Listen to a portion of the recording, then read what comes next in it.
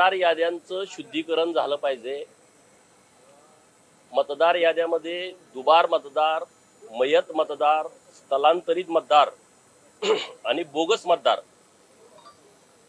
जे घुसखोर आहेत, मोठ्या प्रमाणामध्ये घुसलेले आहेत आणि ते वेगवेगळ्या लोकांचा गैरवापर करून आधार कार्ड काढणं, मतदार यादीमध्ये नाव लावणं आणि अशा पद्धतीचे जे चुकीच्या पद्धतीनं मतदार यादीमध्ये घुसलेले आहेत त्यांना दूर करण्यासाठी अत्यंत चांगलं काम हे केंद्र सरकार आणि राज्य सरकारने हातात घेतलेलं आहे। आज प्रशिक्षण आहे, तर सर्व कार्यकर्त्यांना याच्याविषयीची सविस्तर माहिती व्हावी असा प्रयत्न भाजपचा आहे। आपण सर सातत्याने बांगलादेशीचा मोठ्या प्रमाणात समावेश झाल्याचा आरोपही आपण केला। नाही, ही परिस्थिती खरी आहे। काय काय राज्यामध्ये आता या मतदार याद्या शुद्ध झालेल्या आहेत आणि लाखांच्या पटीमध्ये मतं कमी झालेली आहेत।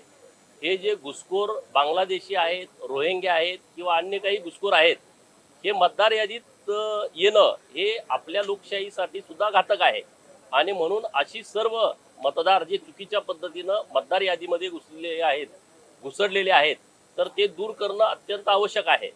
मयत मतदार 30-30 वर्ष तीच नाव यादीमध्ये आहेत किंवा दुबार मतदार, काही बाहेरच्या राज्यात पण मतदार आहे, परत इथं पण मतदान आहे, इथं मतदान करतात, परत बाहेर जातात।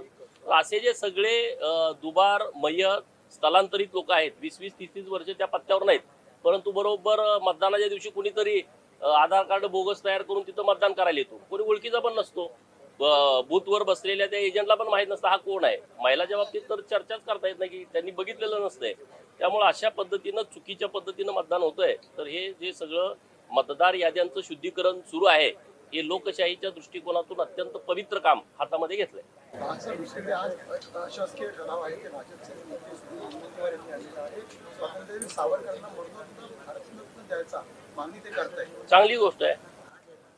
स्वातंत्र्यवीर सावरकरांना भारतरत्न पुरस्कार द्यावा अशी मागणी माननीय सुधीर मुनगंटीवार साहेबांची आहे, तर ती योग्य आहे, आमचं समर्थन आहे। राज्य शासन शिफारस करेल का केंद्राला त्याची मागणी आहे का? करेल ना, का नाही करेल।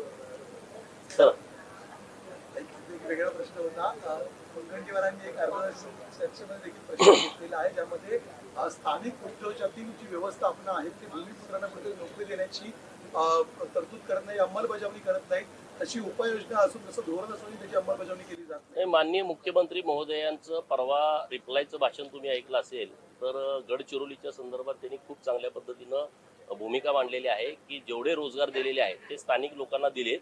जिथं कुठं असे उद्योजक स्थानिक लोकांना रोजगार देत नसतील तर त्या लोकांनी स्थानिक लोकांना रोजगाराच्या संदर्भात प्राधान्य दिलं पाहिजे।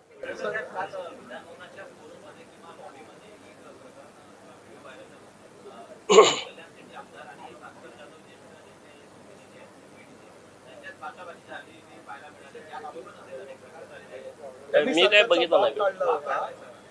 भास्कर जाधव यांनी सरकारचा बाप काढल्यामुळे त्यांना खडे बोल सुनावले होते सचिन कल्याण शेट्टी यांनी। सचिन कल्याण शेट्टी साहेबांनी खडे बोल सुनावले असतील तर चांगला आहे, योग्य आहे। बाप काढायचा काही संबंधच नाही ना कुणी कुणाला। चला, आता जोकासू STP या अत्याधुनिक जॅपनीज तंत्रज्ञानाने सुसज्ज, quick installation, energy efficient, noiseless blowers, low maintenance या आणि अशा वैशिष्ट्यांनी परिपूर्ण जोकासू STP तंत्रज्ञान प्रकल्प उभारणीपासून ते विक्री पश्चात समाधानकारक सेवा देणारी, भारताबरोबरच परदेशात देखील प्रकल्पांची यशस्वी उभारणी करणारी company Deccan water treatment private limited.